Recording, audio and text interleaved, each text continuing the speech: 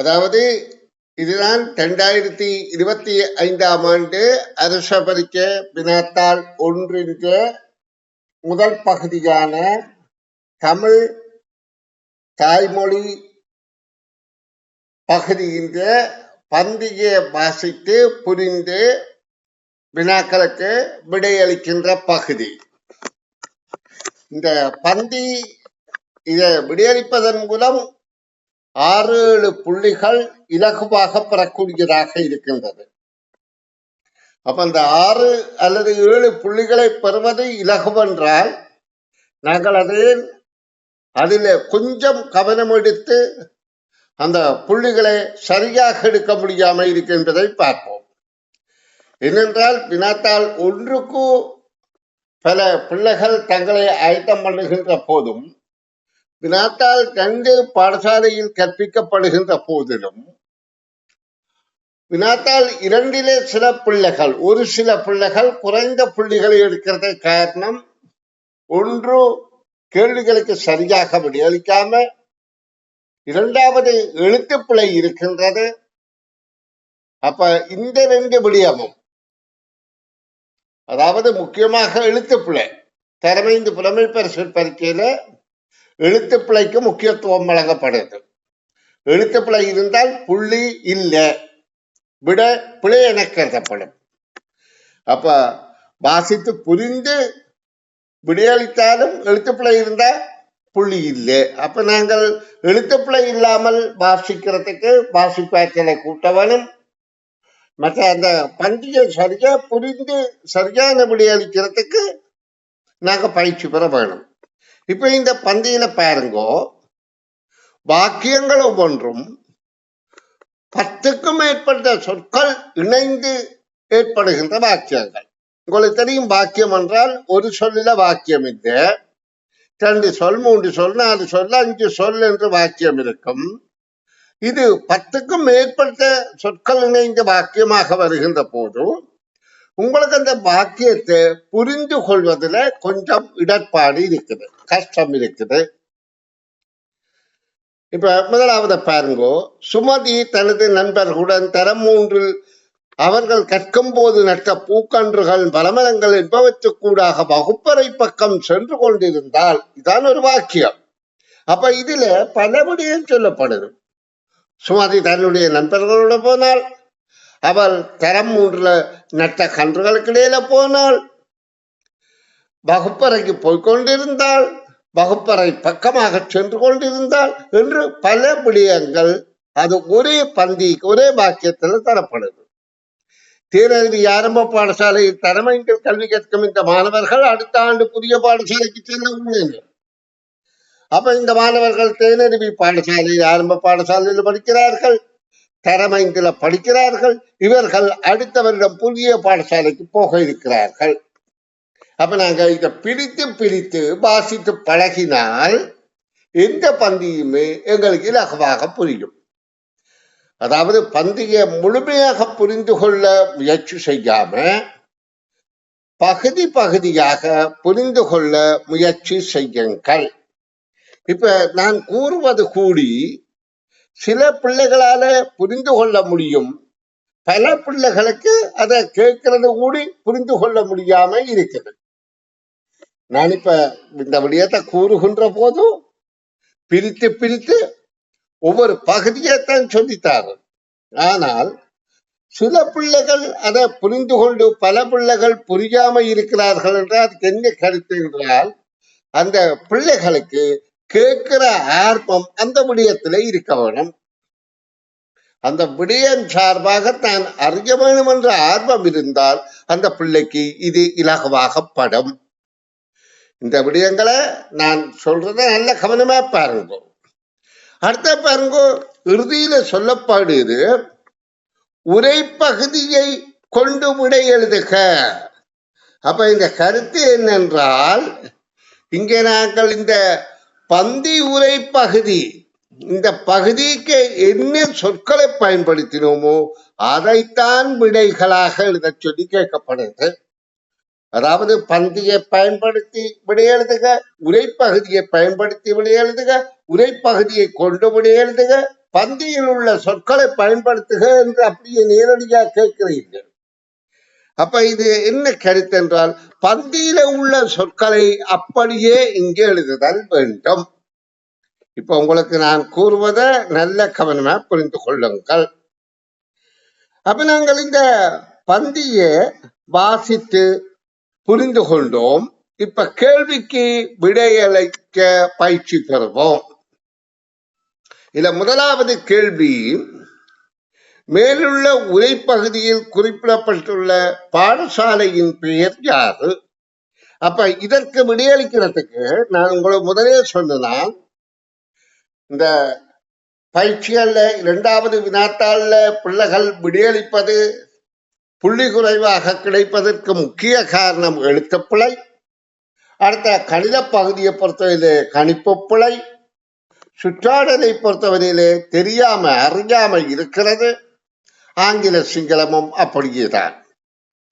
அப்ப நாங்க இதுல எழுத்துப்பிழை இல்லாம எழுதுறதுக்கு உரைப்பகுதியில் குறிப்பிடப்பட்ட பாடசாலையின் பெயர் என்ற உடனே இந்த பந்தியில இருக்கிற சொல்ல வைத்தே நாங்க அப்படி எழுதலாம்.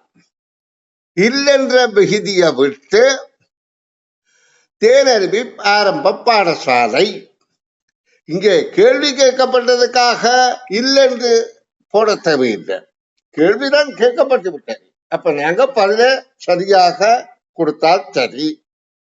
அப்ப தேனருவி ஆரம்ப பாடசாலை. மரங்களை நடுப்பதற்கு தலைமை வகித்தவர் யார்? அகிலன். ஒரு சொல்லுல விடையளியுங்கோ. இந்த மரங்களை நடும்போது சுமதியின் நண்பர்களும் எந்த தரத்தில் கல்வி கற்றனர்? தரம் 3. அப்ப 3 என்று தேவையில்லை, தரம் 3 என்று எழுத பழகுங்கோ. பாடசாலையின் பிரதான மண்டபத்தை 2 சுவர்களிலும் எவற்றை வரைய வேண்டும் என தர்ஷினி ஆலோசனை கூறினாள். அப்ப 2 சுவர்களிலும் இலங்கை படத்தையும் அடுத்தது உலகப் படத்தையும், அப்ப உலகப் படத்தையும் இலங்கை படத்தையும், அங்க உலகப்படம் இலங்கப்படம் என்று எழுதலாம், உலகப் படத்தையும் இலங்கை படத்தையும் என்று எழுதலாம், எதுவும் தவறில்லை. அடுத்தது, மாணவர்களின் யோசனைக்கு வகுப்பாசிரியை இறுதியில் யாது கூறினார்? அவை என்ன சொன்னா, இந்த கருத்தினை அதிபரிடம் தெரிவித்து அதுமே அனுமதி பெற வேண்டும். அப்ப அதிபரிடம் அனுமதி பெற வேண்டும். அப்ப இந்த கருத்து எழுத தேவையில்லை, அதிபரிடம் அனுமதி பெற வேண்டும், அதிபரிடம் அனுமதி பெற வேண்டும் என்றதை எழுதினால் போதுமானது. அதாவது இங்கு எது சொல்லப்படுகிறதோ அந்த அளவையும் எழுதினால் சரி. அடுத்தது, பழைய என்பதன் எதிர்கருத்து சொல். இதுல தொடர்ச்சியாக இருக்கிற வினாக்கள், உங்களுக்கு அந்த வினாவை காட்டுறேன். பழைய என்பதன் எதிர்கருத்து சொல். பழைய என்பதன் எதிர்கருத்து சொல்ல நாங்கள் இதுக்கு தேடி பார்க்கணும். புதிய என்பது அது எங்க இருக்குது? அப்ப நாங்க என்ன செய்யணும்? இதுல தொடர்ச்சியாக எங்க புதிய என்ற சொல் வந்திருக்கின்றது நாங்க வாசிச்சுத்தான் புரிந்து கொள்ளணும். அதாவது புதிதாக ஒன்றை செய்வோம், அதாவது புதிதாக. இந்த புதிதாக நல்லா கவனிங்க பிள்ளைகள், நீங்க இப்ப இந்த பயிற்சி செய்கிற போது இந்த புதிதாக ஒன்றை செய்வோம், அப்படி இல்லாமல் புதிய என்ற சொல் இருக்கா அல்லது புதிய என்ற சொல்ல பயன்படுத்தலாமா? பாருங்கோ, பூக்கள் மற்றும் பழங்கள் நிறைந்த மரங்களுக்கிடையில் சென்று கொண்டிருந்த சுமதி மற்றும் அந்த தொடக்கத்தில் இருந்து வாசித்து காட்டுறேன்.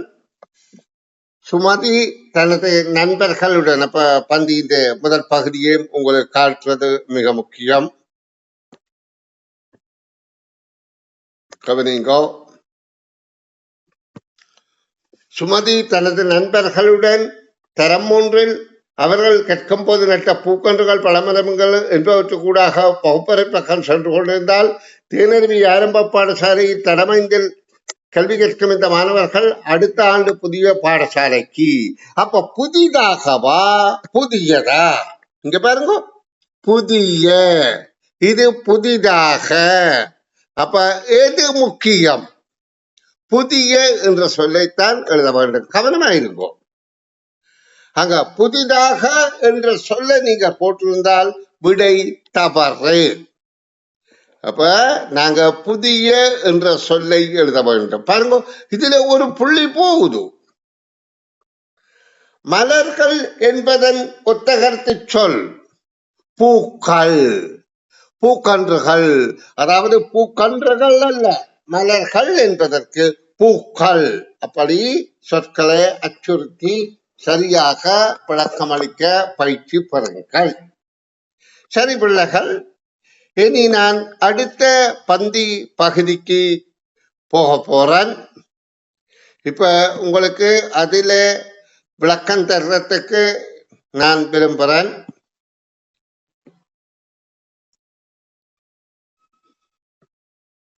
இரண்டாவது பகுதி, அதாவது அதில் 5 வினாக்கள் இருக்கின்றது. ஒவ்வொரு வினாவுக்கும் ஒவ்வொரு புள்ளி கிடைக்கும். இப்ப அந்த 5 வினாக்களும் பின்வரும் ஒவ்வொரு வாக்கியத்துக்கும் பொருந்தும் சரியான பயனிலை சொல்லை அடைப்புக்குறிக்கில் இருந்து தெரிவு செய்து அதன் கீழே கோடிடுக. அப்ப நாங்க பயனிலை என்றால் என்ன என்றதை நாங்க புரிந்து கொள்ளணும்.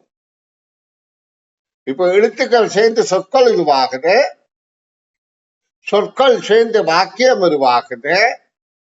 அந்த சொற்கள் சேருகின்ற ஒழுங்கிலே ஒரு ஒற்றுமை இருக்கின்றது, ஒரு தொடர்பு இருக்கின்றது. அதாவது சொற்கள் தாறுமாறாக, அதாவது சொற்கள் கருத்தை மட்டும் புலப்படுத்துவதல்ல, அந்த சொற்கள் அமையறத்துக்கும் ஒரு ஒழுங்கு இருக்கின்றது, இலக்கண ஒழுங்கு. அந்த ஒழுங்கின்படி ஒரு வாக்கியத்தை கூற எழுவது எழுவாய், கூறி முடிப்பது பயனிலை, கூறப்படுவது செயற்படு பொருள். அப்ப ஒரு வாக்கியத்திலே ஒரு கருத்தை கூற எழுவது எழுவாய். அப்போ எழுவாய் எங்க வருதல் வேண்டும்? வாக்கியத்தின் முற்பகுதியில எழுவாய் வர வேணும், கூற எழுவது. இந்த வாக்கியத்தில ஆசிரியர்கள் என்பது பற்றி கூற எழுகின்றது. அப்ப அது எழுவாய், கூற எழுவது எழுவாய். அதுக்கு பிறகு கூறி முடிப்பது பயனிலை. அந்த வாக்கியத்தின் விடயத்தை கூறி முடிக்கிறது பயனிலை, அது இறுதியில வருகின்றது. கூறப்படுவது, என்னத்தை கூறப்படுகின்றது, அந்த விடயம் செயற்படு பொருள். அப்ப இடையில வருவது செயற்படு பொருள், செயற்படு பொருள். அப்ப எங்களுக்கு எழுவாய் பயனிலை செயற்படு பொருள் அமைகிற பொதுவான ஒழுங்கு தெரிகின்றது. கூற எழுவது எழுவாய், கூறி முடிப்பது பயனிலை, கூறப்படுவது செயற்படு பொருள். இந்த மூன்றும் ஒழுங்கில இருந்தால்தான் எங்களை பொறுத்தவரையிலே ஆரம்ப வாக்கியம் ஆக்குகின்ற பயிற்சியில இந்த வாக்கிய அமைப்பு சரியாக இருக்கும். இப்ப இங்கு என்ன கேட்கப்படுகின்றது? ஒவ்வொரு வாக்கியத்துக்கும் பொருந்தும் பயனிலை சொற்கள். இங்க பயனிலை சொற்கள் இருக்குது பாருங்க, பயனிலை சொற்கள் இருக்கு. இந்த பயனிலை சொற்கள்ல எந்த சொல் இங்க வரணும்? அதாவது எழுவாய்க்கு ஏற்பத்தான் பயனிலை அமைதல் வேண்டும், அதுதான் சொல் இலக்கணம். எழுவாய் என்ன சொல்லோ அந்த எழுவாய் சொல்லுக்கு ஏற்ப பயனிலை சொல் அமைதல் வேண்டும். நல்லா தெரிந்து கொள்ளுங்க. இந்த பயனிலை சொல் இந்த எழுவாய் சொல்லுக்கு ஏற்பத்தான் வாக்கியத்தில இடம்பெறுதல் வேண்டும், அதுதான் சொல் இலக்கணம். என்ன சொல் இலக்கணம்? இந்த ஆசிரியர்கள் என்கிற சொல்லுக்கு ஒரு இலக்கணம் இருக்கின்றது. அதே இலக்கணம் இந்த பயனிலை காட்டினார் அல்லது காட்டினார்கள் என்பதற்கு இருக்கும். அது என்ன சொல் இலக்கணம்? அந்த சொல் இலக்கணம் என்பது திணை, பால், எண், இடம், அடுத்து இன்னொன்று காலம்.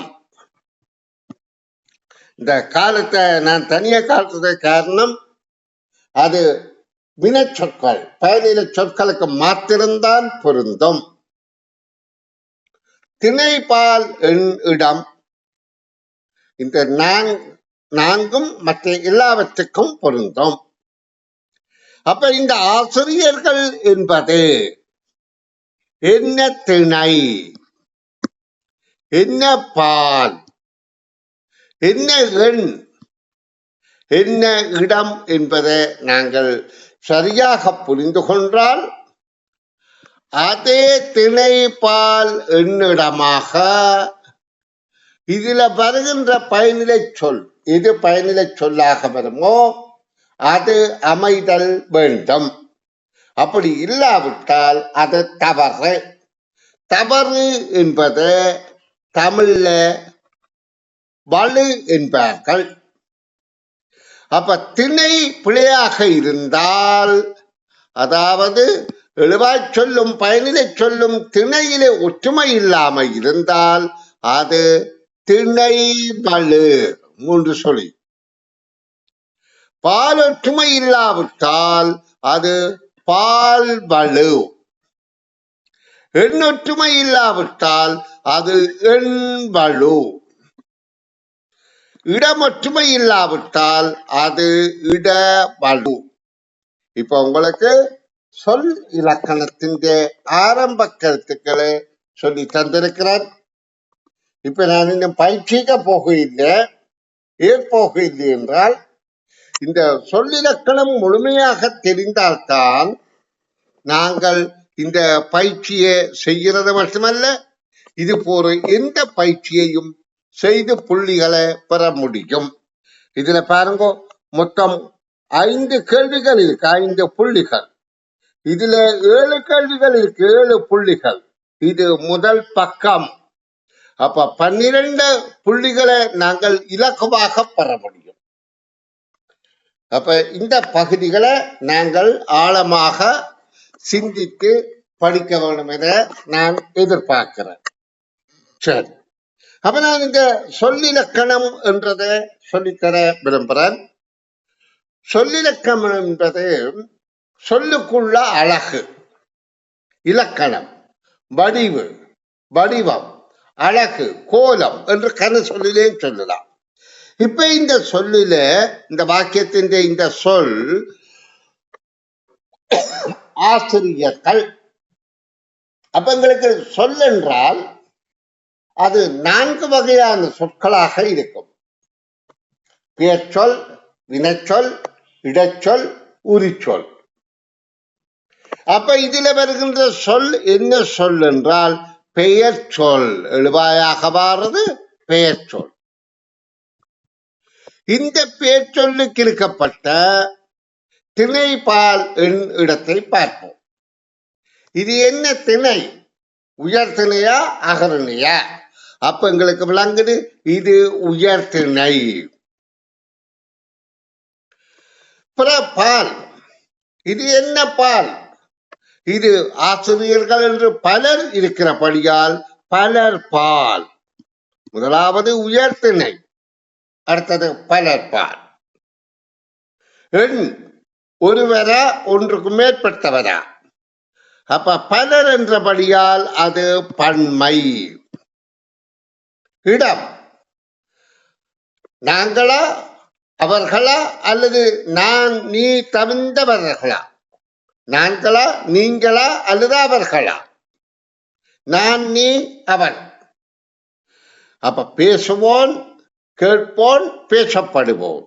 அப்ப ஆசிரியர்கள் என்பது அவர்கள் என்றபடியால் அது படக்கை.